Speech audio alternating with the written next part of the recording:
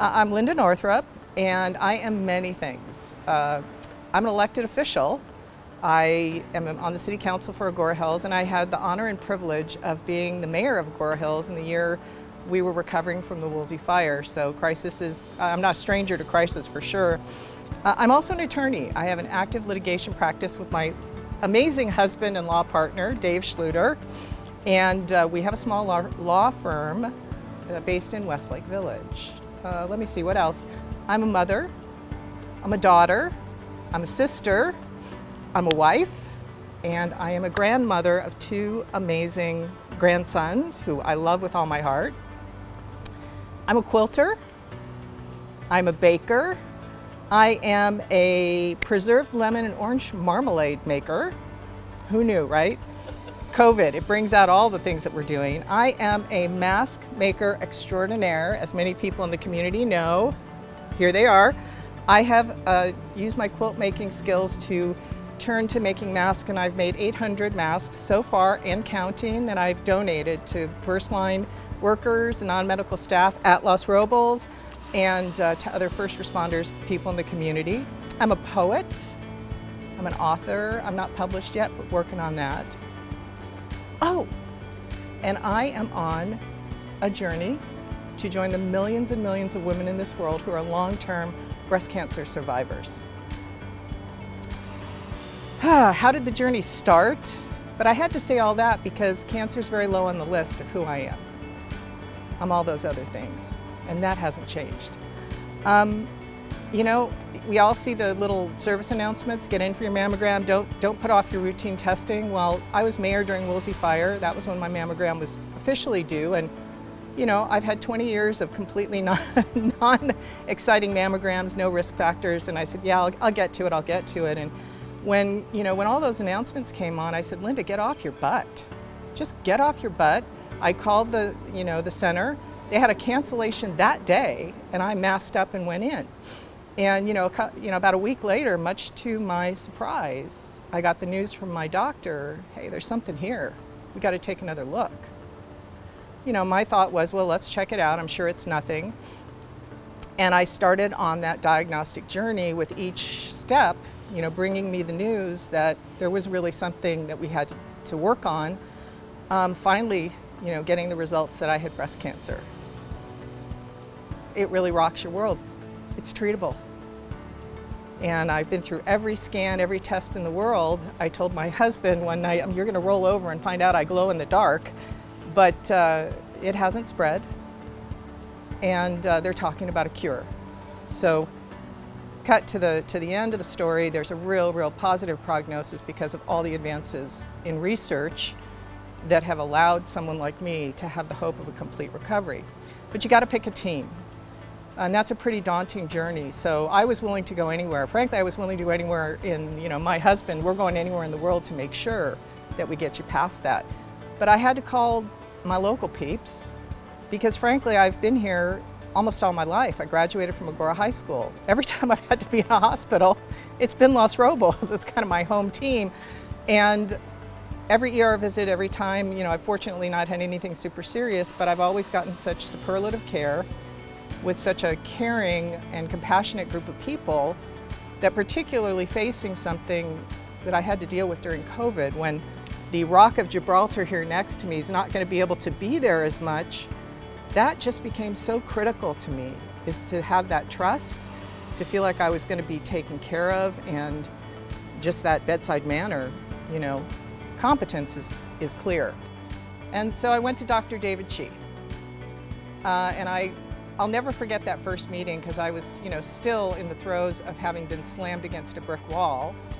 And I walked in, shell-shocked. That's the only way to put it. And in walked Dr. Chi with his amazing energy. I'm a very spiritual person, so I really do believe God has a sense of humor. And he put me in the waiting room, or his staff put me in the waiting room, where there's a picture of a blue-footed booby. It's a bird, look it up. And I said, well, this is a good sign, because somebody clearly has a sense of humor in a breast cancer doctor's office to have that bird on the wall. But there was just something about that connection I felt that I knew this was the right doctor to kind of put the whole team together. And he referred me to an oncologist who's in Westlake. My infusion center is a mile from my house. It's actually a very comfortable place, I have to tell you, for all the things that you fear going in. And the team, Dr. Ashuri and his team, I mean, chemo, I'm not going to lie, it's no walk in the park. But to have a team that's there for you every step of the way, the first round, because I'm in the middle of it right now, I mean, I was on the phone with the on-call people every other minute because everything's new, but I always got a call back. I always had a compassionate voice and knowledgeable that helped us walk through everything. I think putting together that team is such a source of comfort that you then can let the team take over the job of fighting cancer. And my job is to, with my amazing husband here, to keep myself all together while they do their job. Chemo is fighting cancer, it's killing cancer. And my mantra, which I have Dave repeat to me, and we have a way of dealing with this, is he'll come in the morning, first words out of his mouth, "How are you feeling today, hon?" And if I say to him, "Cancer's having a very bad day today," he'll know that I may not be feeling my best, but our mantra is, no matter how bad I feel, cancer is always having a way worse day. And that's how we deal with it. So cancer is getting its ass kicked by chemo in the hands of my team, and my job is to take care of myself while we're on this journey. Yes, they are in charge of the cancer fighting part, but I'm still the captain of this ship.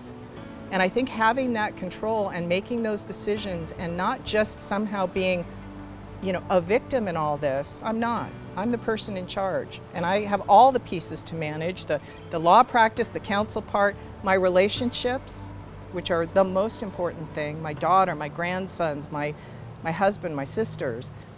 So, that's really great, is I have a team that understands all of our roles, and I'm still in charge. I'm still in charge of my life. As a caregiver, we talk about the saying, it takes a village. Well, we think it takes a major metropolitan city to get through this. And the love, support, compassion from our family, our friends, has been simply amazing. I will tell any caregiver, if someone says, "Let me help," do it. Just do it. Because they're not offering to get anything out of it. They want to help. They love the person. They love the caregiver. So, take them up on it.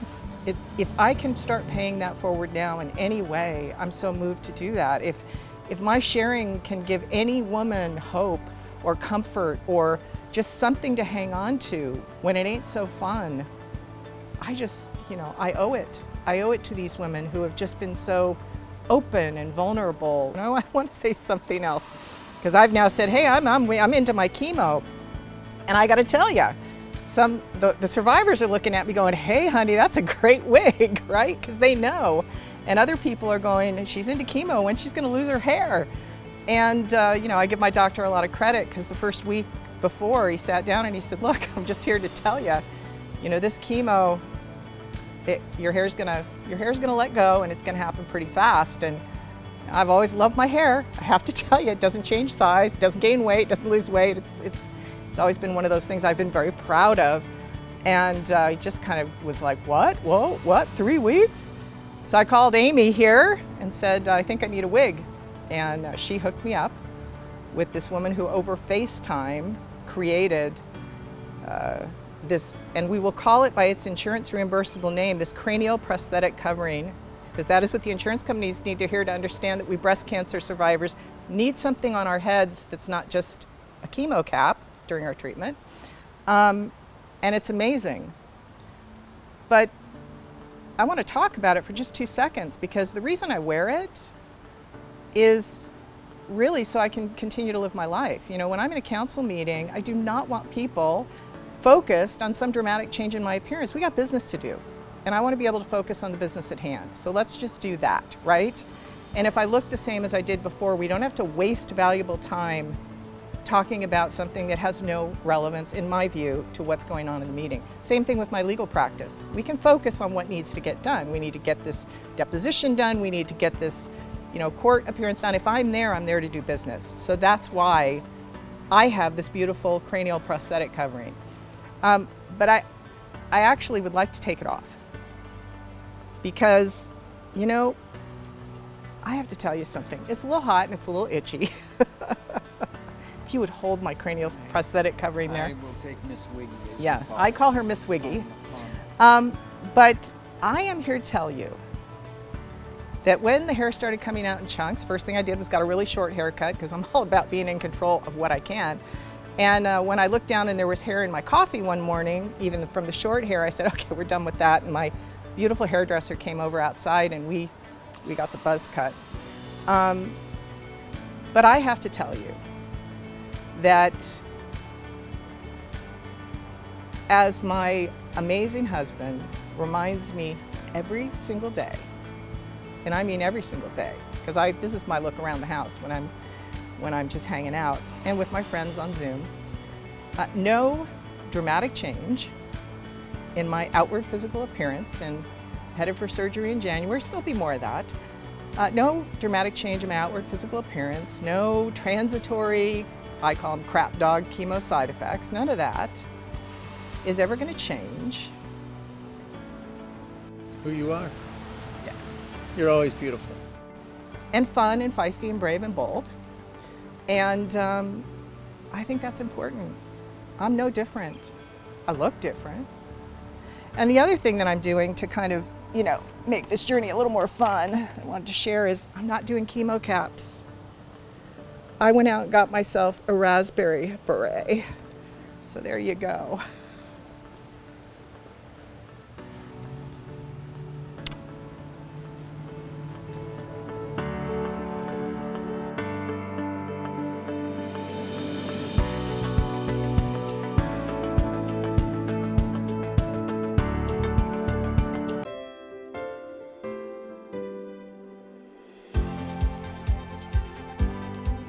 Well, welcome everybody to the final program in this year's Los Robles Hospital Breast Cancer Seminar.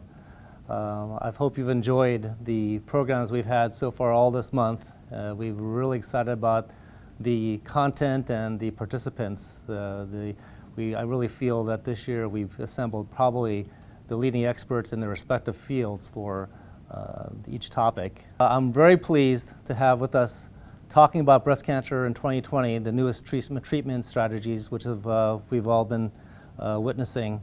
We have, again, assembled, I think, again, some of the top experts within their respective fields. We have Dr.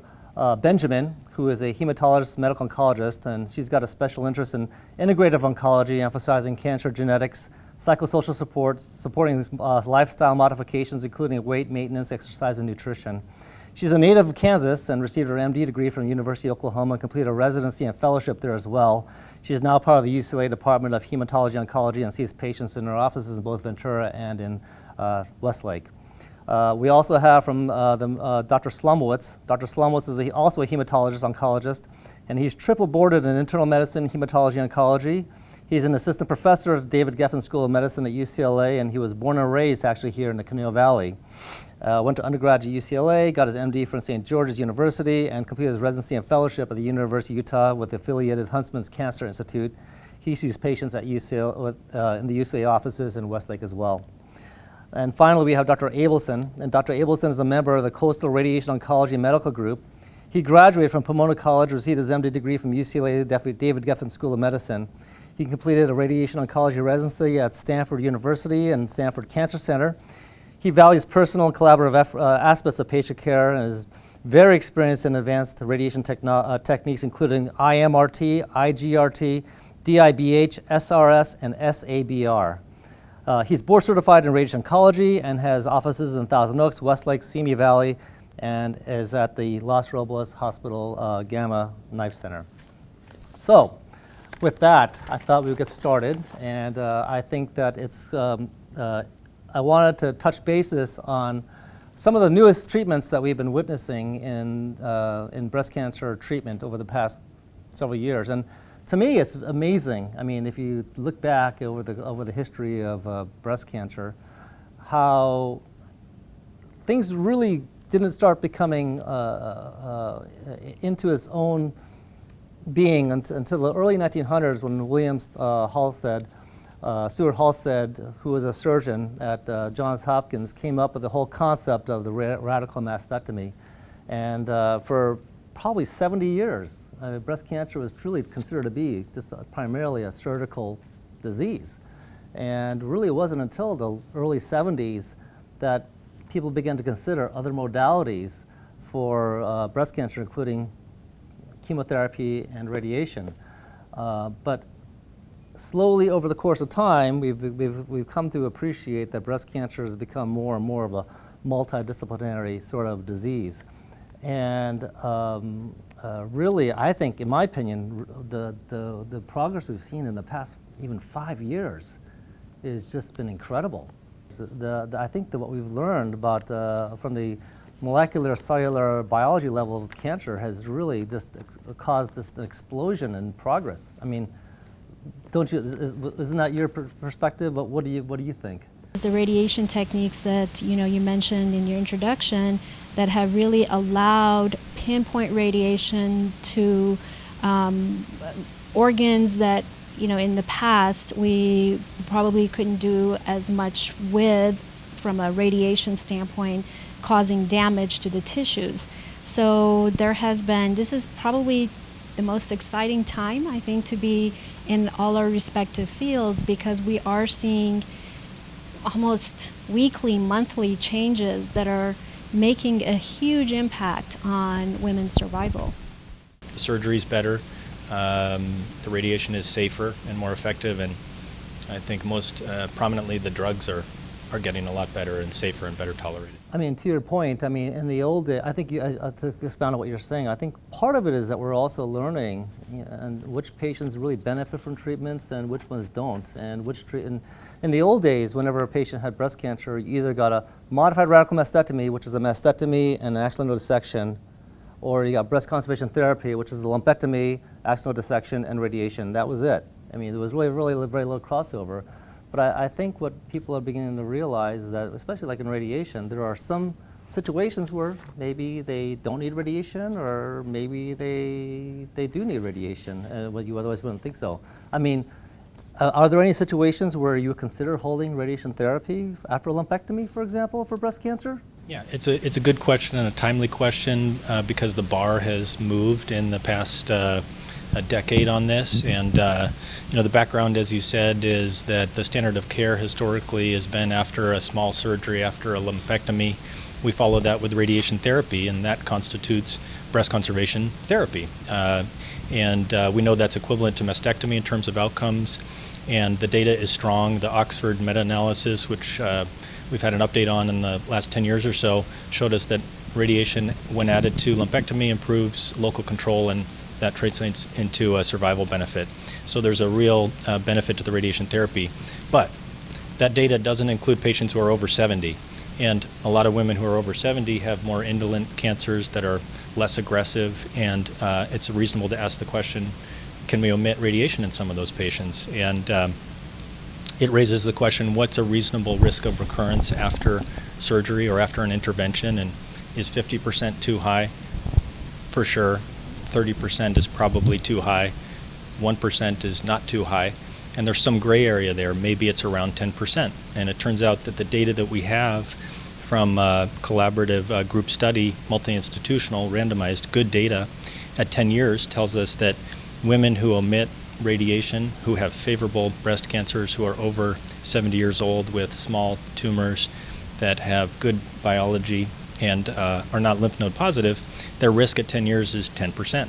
And so women may look at that and say, that's good enough for me, and okay to be done with therapy now, assuming that they're continue on to estrogen suppression for 5 years. Whereas another woman might say, I'd like to reduce the risk if I can. And radiation therapy reduces the risk down to about 2% at 10 years. That reduction in risk doesn't translate into a lack of distant metastases or a mastectomy free or overall survival. It's a reduction in a need for further therapy and maybe anxiety associated with it. So it's a conversation with the patient, and so we try to put the patient at the center of the decision making and empower them and take into account their life expectancy, their goals, their preferences, along with the clinical situation and the biology of the cancer. Yeah, I mean, it seems to be that it really requires quite a bit of discussion, between the doctor and the patient to try to come up, because it's even not everybody is a square hole for a round peg. I mean, it sounds to me like you really have to take a lot of clinical judgment and a lot of other factors besides just the sciences when you make your decisions. Wouldn't you agree? 100%, I agree with that, yes. And so two patients are different from a clinical point of view. Their biology may be different, their staging is different, their goals, their overall coexisting illnesses, their life expectancy. Some women have mothers still alive in their 90s, and we, you can consider one's age based on how many decades you may have left, and so that's part of the discussion too. I mean, the thing you need to keep in perspective is that the radiation primarily controls local regional disease. I mean, there is some data that suggests that it may even help overall survival in terms of reducing distant disease, but primarily it's controlling local regional, which includes the breast and the axilla. I mean, Sam, when these patients, I mean, a lot of these women go on estrogen suppression therapy afterwards, like tamoxifen or Imidex or any of those other aromatase inhibitors. But is there any impact for like these other treatments, the hormonal suppression therapies? Do they have any local regional control properties? Yeah, I mean, I think they do, right? They're impacting the global systemic environment, right? So it's not only local, but you'll get systemic control and thereby get some local control too. Will they do as good a job as radiation or the proper surgery? Absolutely not, right? Those are still going to be the things that are going to be most important from a local control perspective, but certainly when you look at the data for patients who do radiation without hormone blockers or hormone blockers without radiation, I mean, you do have a little bit higher recurrence rate, and obviously the lowest when they synergize together. But I think there's a couple really interesting topics in there too. I mean, I think when we were talking in the beginning, this idea that medicine's increasingly personalized, right? That you're going to try and help individuals make decisions best for them, and we're going to move away from a stamp approach, which is to say everybody falls into a bar graft, and if you're in this bar graft, you have to take plan A and B, and the reality is the whole thing is probabilities for them, and we have to pick the one that fits best for them. And I wish I could easily say to you that even if we presume or show that hormone blockers are always going to be there's going to be a segment that's going to be really difficult from a quality of life perspective, and as they're constantly analyzing the value, right? Is this going to give me long-term value? What's my quality of life now? I mean, hormone blockers clearly impact that, probably more meaningfully than any of the others. So if a woman is interested and willing to take on 5 years of estrogen suppression, then that's an important part of the decision. And if so, then that pushes us the scales towards maybe omitting radiation therapy. But now I guess we're finding that there are many women that benefit from radiation after a mastectomy even. Many women don't require radiation, but the certain subpopulation do. How do you decide who's going to get radiation after a mastectomy? Right. It's a good question. So post-mastectomy, after the breast has been removed, this is a unique situation where most women are done with local therapy at that point, and they may then go on to estrogen suppression or chemotherapy, but often no further therapy is needed. But there is a subpopulation of women who have higher risk characteristics, enough danger of recurrence, where we are recommending post-mastectomy radiation. And that recommendation comes from data from many randomized trials over decades that showed a benefit in local regional control and also translating into a survival benefit. And so when the right risk factors are present, women with the addition of radiation, a population of women will have their overall survival increase significantly. How do we decide? We take into account how much risk has been taken off the table from surgery, what risk remains, how much we think we can reduce it with radiation, what other interventions will happen with the patient, and then of course the other disease characteristics and the patient's preferences. And so in the past, 4 or more lymph nodes, to your question specifically, or a large primary tumor would qualify for post-mastectomy radiation based on the risk. More recently, patients with a smaller number of lymph nodes, now according to the national guidelines, there are recommendations to strongly consider radiation therapy. That is, patients with 1, 2, or 3 lymph nodes. And so that becomes a long discussion with the patient. The factors that go into that are a couple things. It is a controversial discussion, I think, with 1, 2, or 3 lymph nodes. Some patients who fall into that may actually have pretty low risk, maybe a small deposit in 1 lymph node and otherwise very favorable disease, in which case we may say, let's omit radiation. And another may have higher volume disease in the lymph nodes or higher grade disease, more aggressive biology, maybe a larger tumor.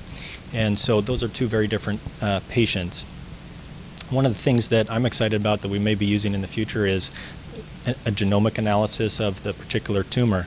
And so can we profile the tumor from a genetic point of view? And it looks like preliminarily, and I think we'll know more about this in the future, that will be an independent factor that we use that tips us in one direction or another. I think the idea here is, as we're, you mentioned we started with kind of a blanket approach. Everybody gets the stamp, right? You either get A or B.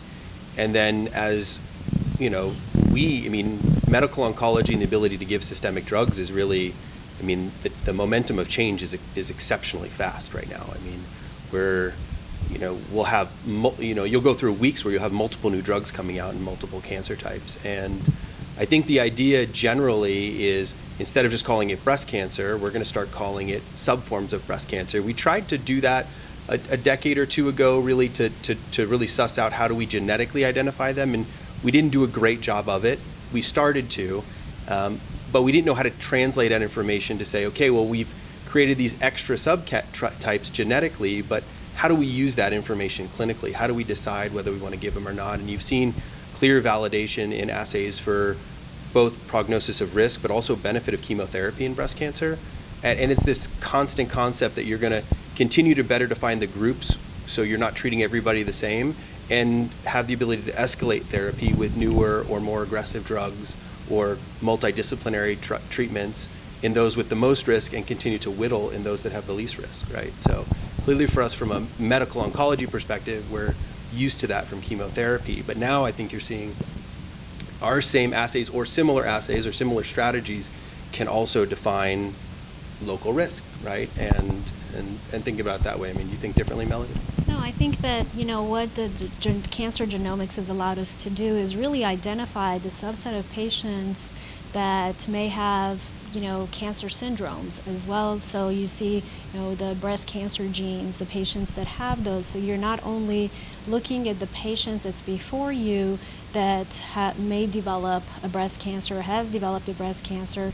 You're hoping that you can reach that individual from perhaps getting ovarian cancer, and family members can be also tested that don't have a cancer yet. So this is also opening the door for a lot more preventative types of modalities that we can do. In addition to that, I think that the genomics have really opened the door into what Sam was alluding to, is the targeted therapy, so that we can look at not just finding these mutations, but really targeting those mutations, and not just using chemotherapy across board in someone who could probably benefit more from targeting the mutation than just non-specific cancer chemotherapy that has historically been used. So I think the genomics has brought us a lot more understanding. It has brought us a lot more effective treatments, as well as brought us closer to finding and preventing certain types of cancers in also family members of patients. I mean, I think that the poster child, so to speak, for at least in the oncology world for targeted therapy, really has got to be the HER2 gene, don't you think? I mean, HER2 has really been a huge game changer as far as our understanding and treatment for patients with breast cancers. I mean, could you maybe explain a little about the HER2 gene and the implications and how it's changed and what's been going on with that recently? Sure, and I think it's important first to understand what HER2 positivity means. I think that essentially when a patient is diagnosed with breast cancer, what happens to that biopsy specimen is there's analysis that's done on the actual breast tumor tissue. And one of these things that are analyzed, one of these are the studies that are done, is looking at the cell surface of the tumor to see if the tumor is estrogen positive. And that allows us to give anti-estrogen therapy for most of those patients somewhere along their treatment plan. HER2 is another receptor that is also found on the surface of both normal cells as well as cancer cells. And what happens is that HER2 is responsible for cell growth. And when this tumor or the receptor is mutated or changed in an abnormal fashion, that signal is not turned off. So the HER2 receptor, that signal is kept on, and the cell just continues to grow without any type of policing, if you will. And this is what makes the HER2 positivity a higher risk for spread and also more higher risk for recurrence. And prior to about 2 decades ago, we didn't really have a way to treat these women differently than just using the traditional chemotherapy. And one of the other challenges was that these women tended to have higher risk of recurrence, not just outside of the organs in the body like liver and lung, but they also would have more metastasis or spread to the brain. So these are the challenges that they used to face. Then along comes the development of a molecule antibody that is anti-HER2 called trastuzumab, the brand name Herceptin. And this really revolutionized how these women were treated because this antibody was added to chemotherapy, and these women had, a lot of them could be cured at early stage. And we continue to use trastuzumab and have really improved on the medications that have come out. And as a result, we have less women that are succumbing to their disease, but there's a few challenges that remain. Still, we're not able to reach the brain sites as well, and that's because we have a protective mechanism that shuts down any type of toxin or medications that reach the brain. And the other challenge is that even with our best of treatments, about 20 to 30% of early stage breast cancer patients who have HER2 positivity or that mutation will still recur. So we need to find other lines of treatment for them. And so we have more recently have had 2 amazing breakthroughs for those women as well. The concept of the conjugated antibody, linking that with a chemotherapy. And what basically is happening there is that the trastuzumab or the Herceptin molecule is linked to a chemotherapy. And this chemotherapy is essentially incorporated into the Herceptin or the trastuzumab molecule, which on the cell surface attaches to that receptor. And then the drug gets incorporated into the cell. And when that drug is incorporated into the cell, it's kind of like a nuclear bomb that goes off in those HER2 positive cells. And this has allowed 2 mechanisms of killing for those cancer cells, not just the HER2 component, but now you have a chemotherapy or a toxin that is really targeting those particular cells. And that has achieved a couple of things. One is that it has brought patients who may have been already really resistant to the trastuzumab or Herceptin molecule to actually have response to these newer drugs. And also, it has decreased the side effects of the traditional chemotherapies that are combined generally as a separate molecule with the Herceptin. So these chemotherapeutic agents that are attached to the molecule are not really active then. So as they're circulating in the body, they don't really affect you don't get the same side effects you normally would. Is that what you're saying? And it's only once they get internalized and get released, that's when the so-called nuclear bomb goes off and the effects of the chemotherapeutic agents take effect? Correct. And one of the newer agents, has such a high potency of a chemotherapeutic agent or a toxin that's within it that you actually do get a little bit of effects on the other cells as the drug diffuses. But in general, it's still a lot less toxic to the cells as chemotherapy would be. So how do you know when to transition then from trastuzumab, for example, to some of these newer conjugate agents? So generally, these, in the patient who has stage 4 disease, who has widespread disease, what happens is that the HER2 is one of the major pathways that propagates and allows the tumor to grow. And so you always want to continue to block that pathway.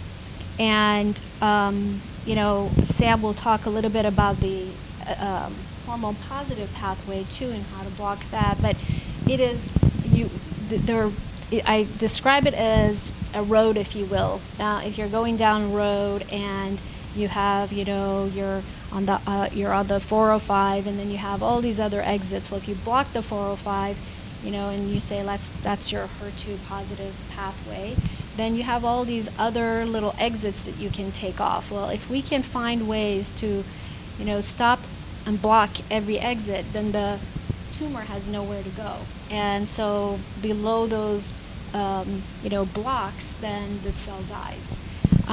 So finding newer ways on targeting the HER2 has allowed people who become resistant to the trastuzumab to still respond to these treatments, as well as some of them have actually allowed better penetration into the brain and has allowed us to actually, save women who are having recurrences in the brain from having that happen less often.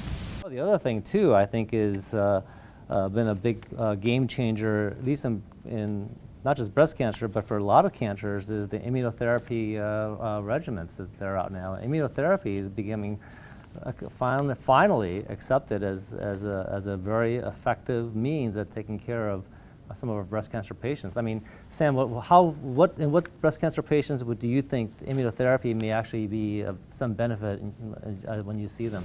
Yeah, so I think, as you've gone through, we started this by looking at kind of the journey over the timeline, right? We didn't change much for 70 years. I think the early 70s, you started to see chemotherapy, but we were really limited by our supportive care to be able to really give chemotherapy effectively. And then, into the 80s, we really got good at chemotherapy, and we've got newer drugs that come out a little bit, and the toxicity profile is a little bit favorable, but the general concepts of chemotherapy haven't changed immensely in that time frame. And then we started to get into the 90s and early 2000s, and it was really targeted therapies, this idea that we've identified cancer-specific proteins, and we're either going to pick small molecules like oral medications, or we're going to pick antibody delivery systems to really tag and flag those particular proteins that we think are specific to cancer, or more specific, so that our treatments are less broad and our effect is more specific, right? We're really focused. And then what happened really first in melanoma, which we were burdened by really not having a lot of successful treatments, is this idea of how do we use the immune system to help us fight cancer? And I think in melanoma predating what I'm going to say, so into the 2000s, we had this idea that we know what causes inflammation. We know how to spur the immune system, right? I'm going to really give a medicine that will make an immune response. And we would make people so sick we'd have to do it in the ICU. But it would work, it just wouldn't work a lot. But for those few lucky individuals, they would have this unbelievable response that was not like anything we would see in any of the other medications we had. We could take someone with an incurable disease and give them one of these pro-inflammatory molecules, and albeit make them very ill at the time, but have that rare individual just have it disappear. And we knew we had an idea that was successful, we just didn't know how to do it safely and really to make it something that was broadly available. And then in the mid-2000s, 2010 or so, we started to see medicines that came out that we're going to call immunotherapy now, but they're really the modern version of it, right? And the paradigm shift there was we went from trying to push the gas pedal, like let's push the immune system to work, to let's cut the brake line, right? Let's let the immune system climb up to a natural state so we're not making people sick, but let's make it so it can't calm down. And that was really really a major change. I mean, it led to two of the gentlemen's getting Nobel Prizes related to it. And the most modern version we call PD-L1 inhibitors, and that's what won the Nobel Prize. And the idea here is that you're taking parts of the immune system and you're normally going to interact. I see you, I recognize you, Dr. Chi, and then you look like Dr. Chi to me, but you don't look like you're wearing Dr. Chi's clothes, right? You usually have a tie on or a lab coat, right? And so it's this idea that there's a secondary event. I recognize you, and then this seems like the normal version of you, or this seems like the abnormal version of you, or gosh, I surprised you at Whole Foods and now you're wearing a polo shirt instead, right? I recognize it's different. And the immune system does that too, and so they use these secondary checkpoints, they're called, to make sure this is the normal version. And so one of the biggest challenges of using the immune system to fight cancer is if you are a breast cancer cell, and I'm going to make up a patient, we're going to call her Sally, if it still looks like Sally, right? So your immune system looks at it and it's breast cancer, but it still looks like Sally because it's coming from Sally, and part of it still appears to be Sally. And if we take away these checkpoint inhibitors, the immune system interacts with the cancer cell for longer, and it's more likely to say, well, you look like Dr. Chi, but he wouldn't wear that, that's not him. And you're more likely then to really start this idea that your immune system will say, you shouldn't be here, I'm going to start removing you, which is one of the failures in the process of cancer genesis to start with. So these medicines really have been a huge change in all of oncology. And unfortunately, that has not been realized in breast cancer. I think what we've gone through the last, as is often the case with new technology, the first wave, you find who it's going to work in its current form alone. And the challenge of oncology over the last 5 to 10 years has been, how do I take these new exciting treatment types and modalities and make it successful in cancers where it wasn't showing success alone? And that's been really, I think, for triple negative breast cancer, which in many ways has been the forgotten child of breast cancer drug development for the last while, has really been the first place we're starting to see benefit. And maybe that's part of the excitement of immunotherapy. We're seeing some of the most profound changes in cancers that have had not a lot of wins lately. And so, yeah, we're good at noticing HER2 and targeting HER2 and come up with more and creative ways to target HER2. But if that's only 20% of women and 40% of women don't have that ability, right? How do you still give them a better experience? How do we do better for them? And that's, I think, where we're starting to see for triple negative breast cancer and immunotherapy. Yeah. And it shows you just how we're learning still to use immunotherapy. So one, we had a very recent, new drug, sacituzumab. If you're in the cool crowd, you call it sassy. I had to be told that, so I wasn't in the crowd. So this drug is the same idea as what Melody was talking about in terms of the HER2 target. We're taking an antibody and then we're attaching with a linker these chemotherapy agents. But it's also a very different way of giving chemotherapy for us because we're using extremely potent chemotherapy that otherwise we were never able to give people due to the limitation on toxicity, and we're putting it in this local environment. It does target the drug, but as is the case, if you kill the cancer cell, there will be a little bit of leak of these nearby, and so you have some also regional effect with your cancer tumor cells, which is, I think, important because you may not always get individual cells to express the proteins the way you want to, or it's not going to be exactly the same on all cancer cells. So you can still target the tumor, even though the tumor may have a little bit more diversity than we give it credit for, which I think is extremely exciting. And I think this is a unique one that's exciting because we've always had to rely on a previous target to get to this antibody drug conjugate, right? This is the first time we're taking more general cancer genes, and we're starting to be able to create a targeted like delivery. And of course, if I say it's targeted, you could argue that it's immunotherapy. I mean, it's somewhere in that bleed between them. Yeah, I mean, the sacituzumab is basically going after a target, so to speak, but it attaches to a receptor on a cell, which is actually not just unique to breast cancer, though, right? I mean, it's seen in other, even normal cells. Yeah, I think, so it's a human, TROP2 is the name of the protein, and I think it is something that is universal. It's also fairly highly expressed in lots of cancers, so I think this is really like hot off the presses drug. I mean, I think it's just the tip of the iceberg. I think eventually we'll probably see that drug in not just breast cancer, but other cancer types, and certainly probably in our hormone-positive breast cancer patients as well that are HER2 negative. And it would be, I mean, it's very, very exciting, and I think this is just the beginning of that drug story. I think we'll see it more ubiquitously in cancer. I mean, well, I think we've all had some experiences with all these drugs, and it seems to me that they're very effective. I'm always amazed on how these patients go through the conventional treatment and they start to fail, and they go back on some of these newer agents, and it's just like miraculous the response they get out of it. And sometimes it's within after the first treatment, you start seeing a noticeable effect. It's these newer drugs, though, are generally reserved for a later stage, aren't they? I mean, you don't typically give them right off the bat, do you? So generally, the one that Sam was referring to, and some of the ones I've talked about, when they become approved, initially they're in the metastatic setting. So patients who have stage 4 disease, and when we see such a remarkable response to these tumors in patients who we call heavily pretreated, meaning that they've been through multiple lines of therapy, then we start thinking, well, if it's doing so well in someone who's on their 5th or 6th line of therapy, how would it do in the first line therapy? And so, it can take a little bit of time to do these trials with, hundreds and sometimes thousands of women in breast cancer.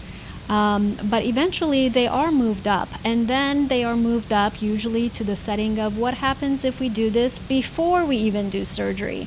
So these drugs, as Sam was saying, with triple negative disease and sacituzumab, these drugs are all being looked at for other types of cancers as well before they're even moved up to the first line setting, or even before treatment with other modalities. So currently they're primarily reserved for late advanced stage, heavily pre-treated breast cancer patients. So Right, so the Enhertu, you will have to have had 2 other previous lines of treatment with anti-HER2 therapy. What about in the metastatic setting, John? Is there any role for radiation in these patients? Let's say they develop a metastasis in the bones or something. I mean, is there any point does radiation even have a role in these patients? Because we talked about how we thought radiation was primarily reserved or considered to be local regional control, but what about in the metastatic setting? Is there a role for radiation? Sure. Sometimes. Depends on the clinical scenario. So in the metastatic setting, meaning stage 4, when disease has spread beyond the breast in bone or lung or liver, the primary therapy is the drugs, and we've had remarkable responses, especially with some of these newer drugs. They're really incredible. Sometimes the patients will have an issue that warrants some radiation therapy. The most common would be pain. When cancer is in bone, sometimes it hurts, and the radiation can help with that. Some patients, a significant population of women with breast cancer that are HER2 positive or triple negative, the cancer spreads to the brain. In that case, treatment of the brain is warranted with radiation. And so, of course, the brain is important. It's a unique place. The drugs don't always get there. Symptoms happen quickly. We want to spare most of the brain because we want to preserve function.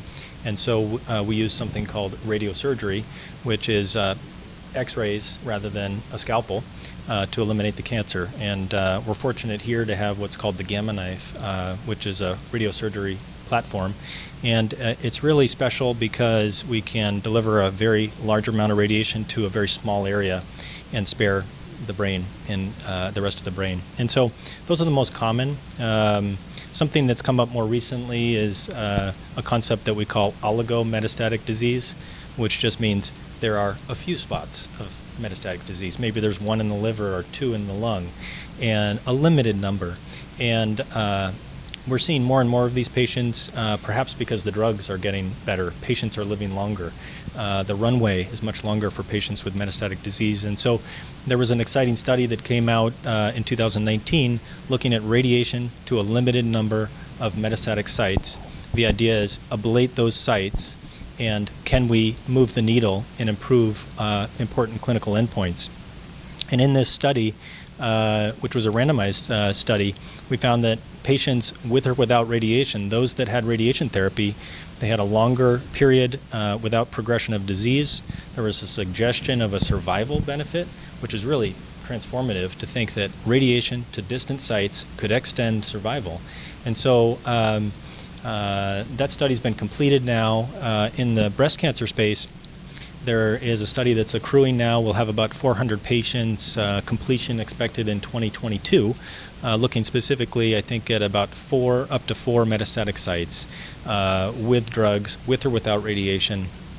And we're interested in things like, can we extend survival? Can we extend the period of time on a drug that's otherwise working well, that the patient is tolerating so they don't need to switch and go to the next one? Can we improve quality of life? And so it's a really exciting time, and I'm hopeful that the results will come out to benefit the patients. Yeah, I mean, it's really pretty amazing to me how far we've come. I mean, between radiation and especially, I think over the past couple of years in the medical oncology arena, I think that's where we're going to see the greatest impact in the overall outcomes for our breast cancer patients. We're almost out of time, but I'd just like to, in closing, just put one question out to all of you guys, and just to say, I mean, within your own respective fields, what do you predict to be the strategy developments that are going to hold some of the greatest impacts, do you think? So, for example, as a surgeon, for me, I'm limited as far as what I think is, as far as what we can do. I think that at this point in time, the advances in surgery have been more about trying to minimize the complications and the side effects from the surgery.